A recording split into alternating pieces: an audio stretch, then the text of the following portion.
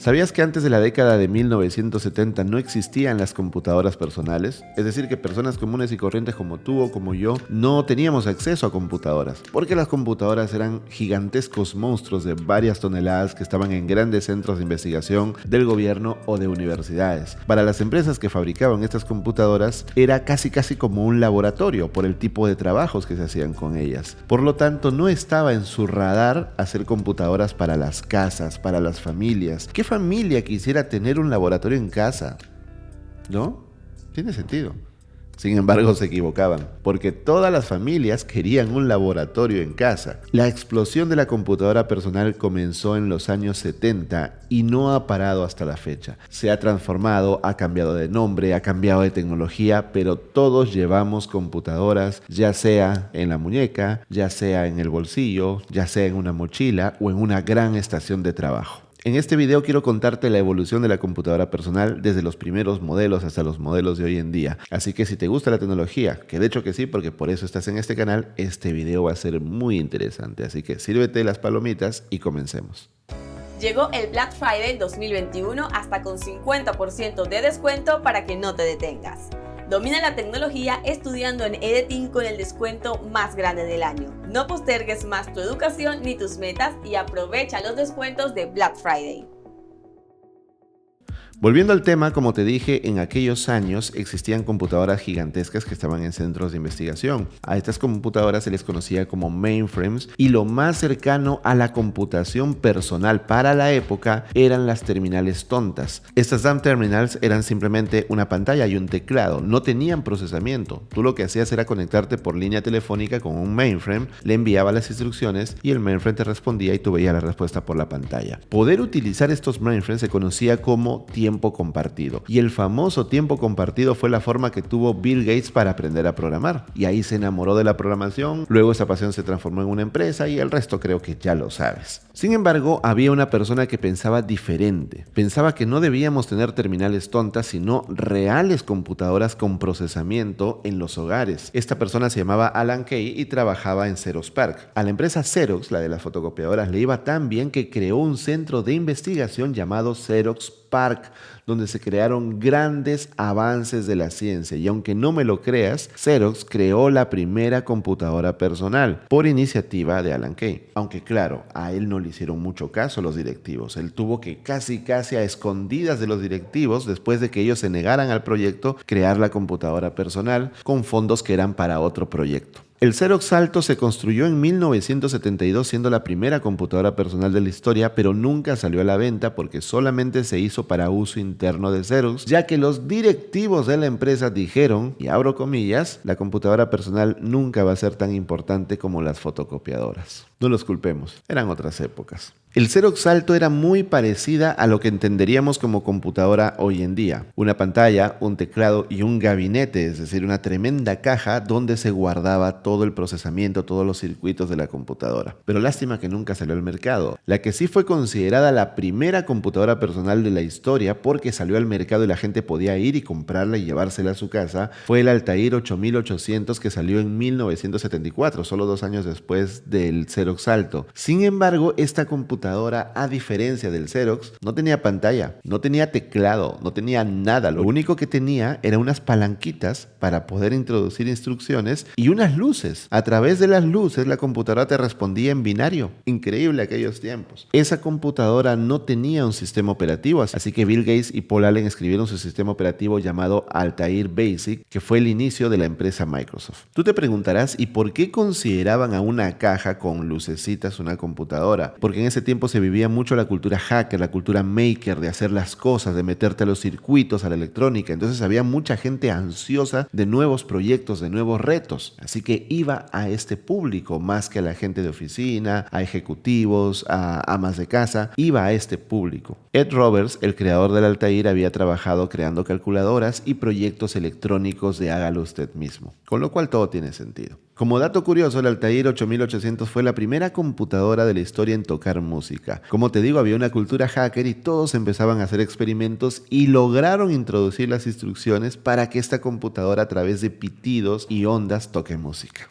Y aunque el Altair fue la primera computadora personal de la historia, estaba enfocada a un público aficionado a la electrónica y al software, no a un público común, no era amigable con el público común. Pero en 1976 esto empieza a cambiar cuando Steve Wozniak y Steve Jobs presentan el Apple One. En este punto mucha gente será rabiosa diciendo que Jobs no hizo absolutamente nada y que le robó el invento a Wozniak, lo cual no es del todo cierto. Y te voy a explicar por qué. De hecho, el papá de Wozniak pensó lo mismo de Jobs, que era un aprovechado, y lo insultó y le dijo que no merecía nada de la empresa que estaba formando con Wozniak. Pero déjame que continúe. Steve Wozniak era un brillante ingeniero que había trabajado con su padre desde pequeño y había aprendido a hacer circuitos, a hacer radios, y hacía varios experimentos en la universidad, varias travesuras con sus conocimientos de electrónica. Y con Steve Jobs habían creado un pequeño negocio llamado Blue Box, que eran unos aparatitos que permitían llamar al extranjero saltándote las tarifas de las operadoras.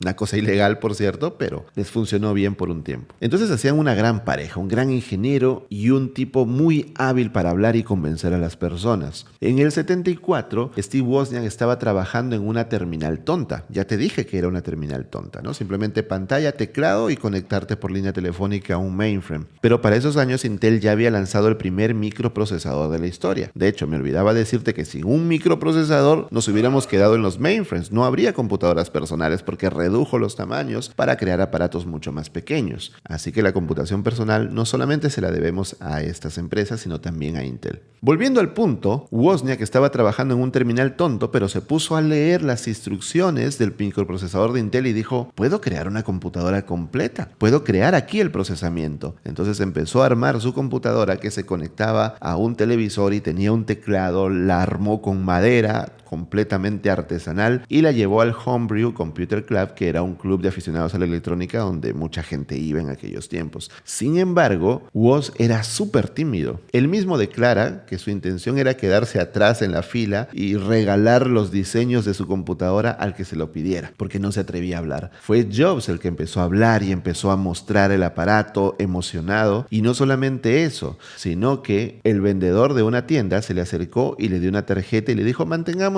en contacto, así como simplemente dejemos la puerta abierta por si hacemos algo en el futuro. Al día siguiente, Steve Jobs entró a la tienda de este señor con la tarjeta y le dijo, vengo a mantenerme en contacto, y cerró un trato por 50 computadoras.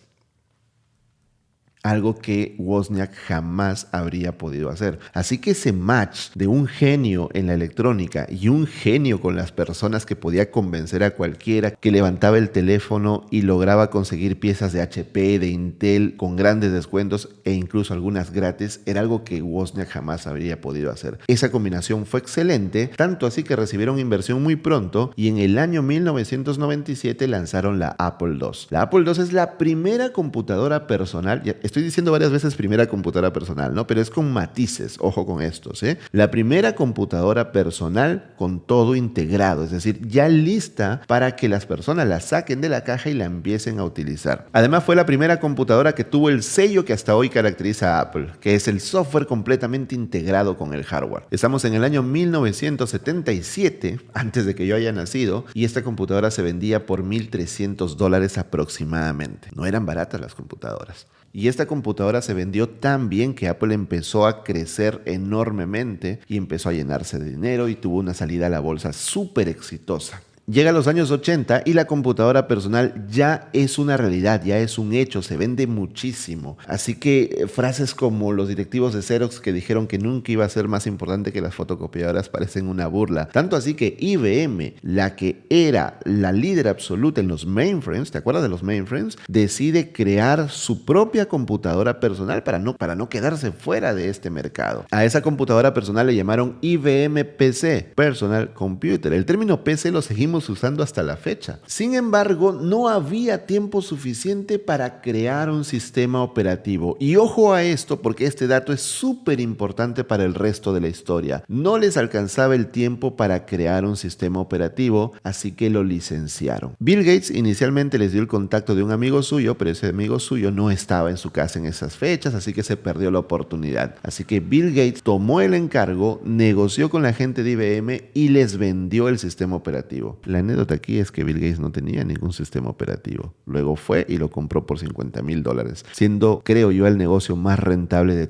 toda la historia de los negocios. Porque gracias a esos $50,000, Microsoft se convirtió en el imperio que hasta ahora es. Le costó solo $50,000. Para esos tiempos se seguía creyendo que el software era secundario al hardware, que el negocio completo estaba en el hardware. Y ahí fue donde se equivocó IBM, porque le permitió a Bill Gates incluir en el contrato que Microsoft podría vender licencias del mismo sistema operativo a otros fabricantes. Que realmente Microsoft no le estaba haciendo un producto directamente para IBM, simplemente le estaba alquilando, concediendo la licencia de uso de su sistema operativo. Fue una jugada maestra. ¿Por qué? Porque al ser IBM, la empresa más importante de computadoras en el mundo, que entraba ahora a la computación personal para competir directamente con Apple, que era la reina de la computadora personal en ese entonces, hace que varias empresas digan: ok, aquí está el mercado, vamos a hacer también computadoras personales y vamos a utilizar el modelo de IBM para hacer nuestras computadoras personales. Entonces muchas empresas entraron a hacer computadoras personales y como Bill Gates tenía ese software que podía venderlo a cualquiera, negociazo para él. Todo por menospreciar el software.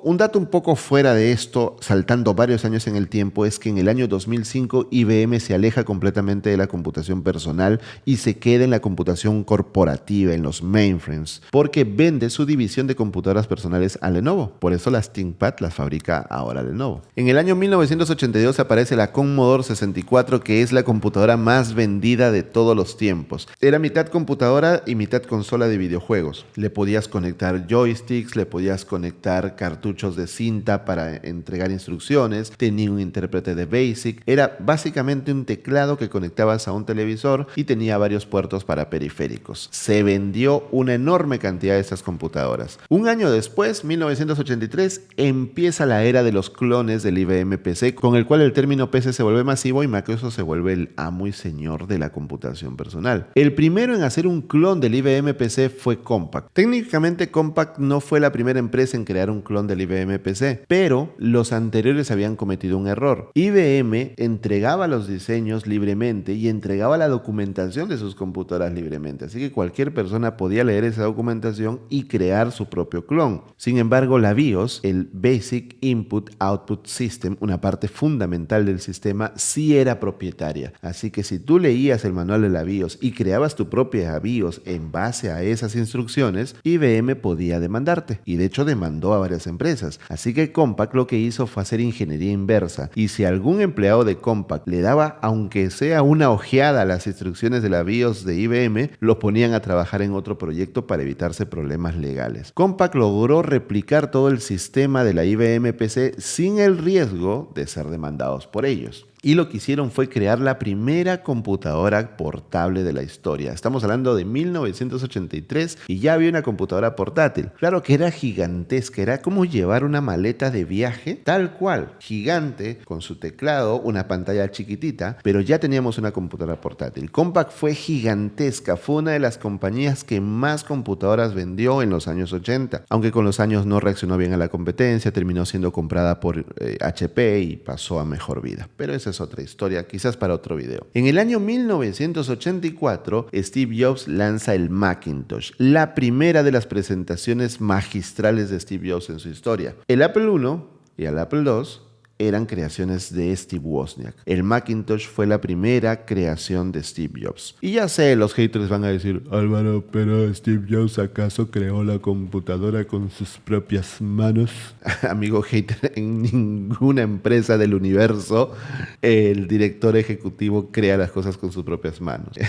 Por Dios, o sea, ¿tú qué crees? ¿Que Elon Musk está fabricando cohetes con un martillo o Tesla con una llave de tuercas? Por favor, pues, hay que ser menos inocente. Este proyecto lo dirige Steve Jobs y, como te decía, fue su primera grande presentación. Las presentaciones a las que nos tiene acostumbrados, de que la gente gritaba como si fuera una estrella de rock, comenzaron en el año 84. El Macintosh habló, el Macintosh dijo: les presento a mi papá Steve Jobs, y la gente empezó a aplaudir, a silbar. Fue una locura total. Aunque también fue la primera vez, o una de las primeras, primeras en que Apple mostraba un producto defectuoso, porque la Macintosh tuvo bastantes problemas, era muy cara, no funcionaba tan bien como se prometía, clásico de Apple también, no lo podemos negar. Poco tiempo después, Steve Jobs sale de Apple por problemas internos, porque él se obsesionó tanto en el proyecto Macintosh que se enfrentó con otros proyectos internos de la empresa, o sea, hizo una guerra civil adentro. Al final terminó saliendo. Después de salir de Apple, Steve Jobs crea su nueva empresa llamada Next, que significa siguiente, como su siguiente paso, y crea una computadora llamada Next Cube en el año 88. Era un cubo perfecto y Steve Jobs, obsesionado con la perfección y con el arte, gastó muchísimo dinero extra en la producción de un cubo perfecto para la computadora. Locuras de millonario, pero que lo dejaron casi en la quiebra, de no ser porque un inversionista luego vino y le inyectó billete. En el año 88 lanzan la Next Cube, como te dije, una computadora con forma de cubo perfecto y que era muy potente, tenía cosas muy interesantes, pero también tenía un precio exorbitante. Sin embargo, una anécdota es que Tim Berners-Lee, el creador de la web, creó el primer servidor web, el primer servidor HTTP de la historia con una Next Cube. Cosas de la vida. Llegamos a la década de los 90 y Steve Jobs está en otros proyectos. Su empresa Next y sus computadoras son un fracaso comercial, aunque él sigue obsesionado en ellas. Luego compra Pixar a Lucasfilms y en 1994 se lanza Toy Story. Sí, me estoy yendo por otro camino, pero quiero darte el contexto de que Steve Jobs estaba fuera prácticamente del mundo de la computación, por lo tanto los años 90 son propiedad prácticamente de Microsoft y de Intel. Y eres lo suficientemente viejo, recordarás que todo era Intel, ¿no? Intel, las famosas Pentium, ¿no? Y que las computadoras venían con una pegatina, con una calcomanía de Intel. A esa asociación entre Intel y Windows se le llamaba Wintel, porque estas dos empresas tenían prácticamente el control absoluto del mercado. Cualquier empresa que quiera fabricar computadoras necesitaba Intel para los procesadores y necesitaba Microsoft para el sistema operativo. Así que prácticamente vivimos sin innovación, con puros clones, puras computadoras idénticas. Al final no había diferencia en marcas porque el procesador y el sistema operativo estaban dominados por dos empresas. Aunque me gustaría hacer una mención honrosa porque en el año 1992 aparece la ThinkPad de IBM. Como te digo, ahora la fabrica Lenovo. Esta es una computadora clásica y mítica, súper resistente, negra con rojo, y que en lugar de un touchpad o trackpad, este rectángulo donde mueves el dedo, tenía una especie de palanquita al centro, ¿no? Donde tú te ibas moviendo por la pantalla. Más adelante le agregaron el trackpad, pero seguía teniendo la palanquita al centro, el joystick para moverte. Aunque no tenía teclado retroiluminado, tenía una lucecita debajo de la pantalla que iluminaba el teclado para que tú puedas trabajar en la oscuridad. Era bastante innovadora y era de las computadoras que se salieron del clásico clon de hacer todo idéntico. Y costaba entre $2,000 a $4,000. Eran piezas muy costosas, pero era tan confiable y resistente que la NASA confió en la ThinkPad para la estación espacial. De hecho, los astronautas en el espacio salen en las fotos con las ThinkPad, imagínate. Hacia finales de los años 90, Steve Jobs regresa a Apple con un acuerdo en el que Apple compraba a Next, la empresa de Steve Jobs, porque necesitaban un sistema operativo potente y Next tenía un gran sistema operativo. Así que esa fusión le convenía a ambas partes, porque Apple compraba un sistema operativo que necesitaba y Steve Jobs volvía a Apple. Dentro de Apple se vivían dos ambientes. Los directivos estaban asustados porque el regreso de Steve Jobs iba a significar volar varias cabezas, pero el equipo, los ingenieros que trabajaban, que no eran directivos, estaban emocionados porque el regreso de Steve Jobs podía hacer que Apple recupere la magia, recupere la pasión de sus mejores tiempos. El hecho es que Steve Jobs vuelve y se convierte en CEO, y para hacértela rápida, porque esto lo podemos hablar en otro video, en el año 98 lanza la primera iMac, la iMac G3, que era una computadora que no parecía una computadora, parecía el casco de un astronauta, pero en colores. Era traslúcida la caja, podías ver los circuitos por detrás de un plástico que podía ser rojo, azul, verde, morado. Nuevamente, el sello de Steve Jobs de obsesionarse por un diseño hermoso, aunque sí, el mouse era redondo y la gente lo odiaba. Los productos de Apple tienen eso, ¿no? O sea, esa obsesión de Steve Jobs generalmente solía irse también al extremo en algunas ocasiones. Y es el primer producto que hacen juntos Steve Jobs y Jonathan Ive, el principal diseñador de Apple en la era Steve Jobs. Ahora ya no trabaja en Apple, tiene su propia consultora de diseño independiente, pero le vende servicios a Apple. Así que al final siguen trabajando juntos. Ese es el primer proyecto de esta pareja de genios en el diseño de las computadoras. El iMac G3, que luego las siguientes generaciones irían evolucionando. El siguiente iMac tenía una base como de una esfera partida a la mitad. Luego ya vinieron a un diseño más similar al actual, ¿no? Que era un todo pantalla con una base, y poco a poco fue evolucionando. Pero fue un soplo de aire fresco el iMac con sus colorcitos para acercar a la computadora a la gente. Tenía un asa que puede parecer una tontería, pero el asa hacía que la gente que no usaba mucho las computadoras sienta que era un aparato no muy complejo de usar, porque me está invitando a cogerlo del asa y llevármelo a cualquier parte. Lo volvieron amigable, y ese es un mérito que hay que reconocer en Apple. Junto con la salida de este iMac comienza la campaña Think Different o Piensa Diferente de Apple, con personalidades como Einstein, Gandhi, Picasso, John Lennon, etc., para darle a entender al público de que Apple es una empresa que piensa diferente, es decir, para la gente creativa, para la gente que se sale del molde. Fue una campaña genial porque Apple empezó a resurgir de sus cenizas. Apple estaba casi muerta. Y casi 10 años después del lanzamiento del iMac G3, se lanza el más importante producto en toda la historia de Apple, el iPhone. Hay que reconocer, seas fan o no de Apple, que fue el primer smartphone. A mucha gente le duele reconocerlo y dicen que no, que ya habían smartphones antes del iPhone, lo cual es mentira porque en la misma presentación del iPhone, Steve Jobs destroza a los supuestos smartphones de la época con argumentos tan sólidos que ni vale la pena repetirlos. O sea, ve y googlea presentación del iPhone, míralo en YouTube, y si no sabes inglés hasta hay versiones subtituladas, ¿ok?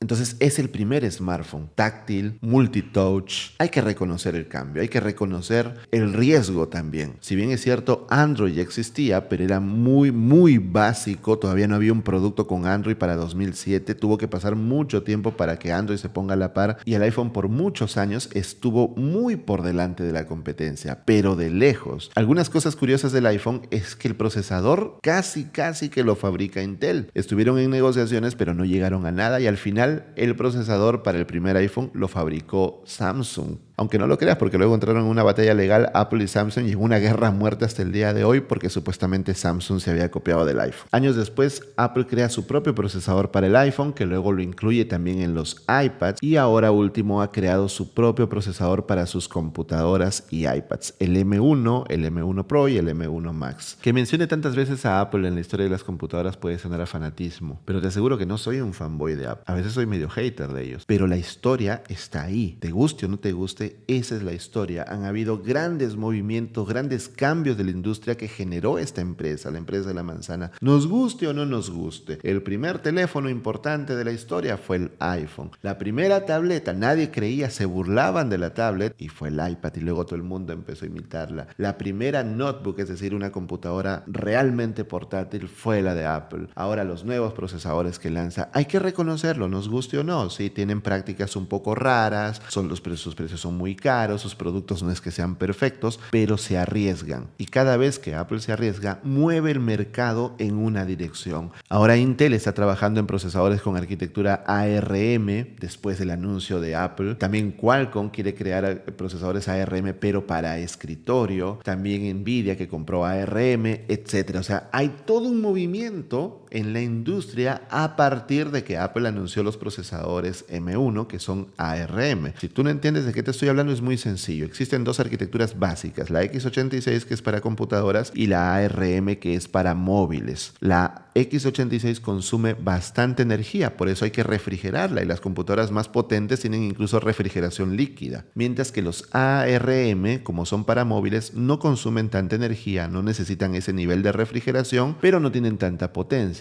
Hasta ahora, esa fue la magia de Apple, un procesador ARM con rendimiento de procesador de escritorio, pero que no se sobrecalienta y que no consume tanta energía como un procesador de escritorio. Vuelvo a lo mismo, nos guste o no, Apple volvió a definir hacia dónde va a ir la tecnología, hacia dónde van a ir las computadoras. En un futuro es muy probable que todos nuestros procesadores de computadoras de escritorio sean ARM, y los procesadores x86 se queden solamente para tareas súper pesadas. Aunque Apple promete con los últimos procesadores M1 rendimientos bestiales. Pero bueno, es lo que promete sobre el papel. Habría que ver luego si eso es real. El hecho de que Nvidia, la compañía que crea las tarjetas de video, haya comprado ARM también define que el camino camino es por esa arquitectura en el futuro. Además que en el futuro de las computadoras yo creo que la fusión móvil desktop es un hecho. Windows 11 ya va a permitir instalar aplicaciones Android en un sistema de escritorio. Las Mac con procesador M1 prometen instalar aplicaciones móviles, iPad y iPhone en la computadora. Entonces la fusión desktop móvil va a ser un hecho. Inevitablemente van a pasar algunos años hasta que sea completamente indistinguible, tanto en rendimiento, tanto en aplicaciones como en flujo de trabajo. Entonces mi humilde pronóstico desde mi ignorancia para el futuro de las computadoras es la fusión entre desktop y móvil con procesadores con arquitectura ARM. Estos procesadores ARM ya están entrando masivamente al mundo de los servidores por su bajo consumo energético, con lo cual también van a dominar el cloud computing. Y también los wearables. Tenemos relojes, gafas, cada vez van a haber más dispositivos vestibles que van a traquear lo que hacemos, porque sí, amigo mío, esto que está acá también es una computadora. Para cerrar te dejo con una reflexión. Cuando Steve Jobs lanzó el iPhone, él pronosticó la era post-PC. Decía que la PC iba a ser como un tractor. Hay gente que necesita un tractor, pero no todo el mundo necesita un tractor. La gente necesita un auto para desplazarse, no un tractor. No se cumplió. De hecho, hasta que Steve Jobs murió lamentablemente en 2011, no se cumplió su pronóstico de la era post-PC. Las PC seguían vendiéndose muchísimo. Sin embargo, creo que ya estamos a un paso de la era post-PC con la que soñó Steve Jobs. No tanto porque las PC se mueran. Yo no creo que se mueran nunca, pero creo que se van a fusionar en rendimiento con los móviles, haciéndose uno solo, prácticamente indistinguibles. Por ejemplo, las diferencias que separan una MacBook de un iPad son cada vez más pequeñas. De una Samsung Galaxy Tab que ya tiene una interfaz casi Windows de una computadora son muy pequeñas. Cada año van a avanzar más y la fusión va a ser total. Microsoft con las Surface, que son ARM y son tablets completamente compatibles, ya son una fusión total entre móvil y desktop. Así que por ahí va el futuro. Fusión entre móvil, desktop y wearables. Y así es como pasamos de los gigantescos mainframes, de unos directivos que decían que las fotocopiadoras son más importantes que las computadoras, de una cajita que emitía luces, de una computadora hecha con madera, a poder de cómputo en nuestros bolsillos mucho mayor al de los mainframes de aquella época. Increíble. Y nos espera muchísimo más. Me gustaría leer en los comentarios tu personal pronóstico para el futuro de las computadoras personales. Va a ser un debate súper interesante. Espero que este video te haya gustado mucho. Compártelo con tus amigos, compártelo con los compañeros del trabajo, los compañeros de la universidad, porque esta evolución de la computadora personal, toda persona interesada en la tecnología tiene que conocerla. Yo soy Álvaro Felipe y nos vemos en un próximo video. Hasta la próxima. Chao.